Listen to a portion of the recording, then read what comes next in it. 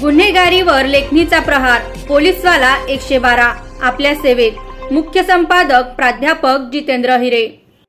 भुसावळातील साई चंद्रनगर येथील दुमजली इमारत सततच्या पावसामुळे जमिनीचा भराव वाहून गेल्याने रविवारी दिनांक 25 रोजी दुपारी 2:30 वाजेच्या दरम्यान भूस्खलनामुळे घरांची खेड्यातील पत्त्यांच्या बंगल्यासारखी पडझड झाली। या इमारतीला तडे पडल्याची जाणीव होताच यात राहणारे तिन्ही कुटुंबातील सदस्य वेळीच बाहेर पडल्याने ते बचावले।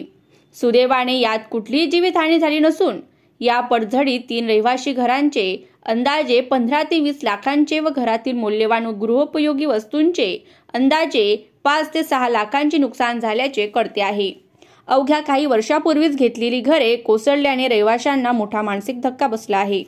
साई चंद्रनगरात 3 घरे कोसळल्याचे वृत्त कळताच पालिकेचे मुख्य अधिकारी महेश वाघमोडे, परवेश शेख, अभियंता रितेश बच्चाव, अग्निशमन दलाच्या जवानांसह आपत्ती व्यवस्थापन बचाव पथक, महसूल विभागाचे मंडळ अधिकारी, तलाठी मंडळ अधिकारी, शहर पोलीस प्रशासनातर्फे सहाय्यक निरीक्षक निलेश गायकवाड, हवालदार फिरोज तडवी, हवालदार दीपक कापडणे, भूषण चौधरी आदींनी धाव घेत पाहणी केली। प्रसंगी विकासक चंद्रशेखर अत्तरदे यांच्याशी संपर्क साधला असता ते म्हणाले, सुमारे 15 वर्षापूर्वीच आपण लेआउट विक्री केला आहे।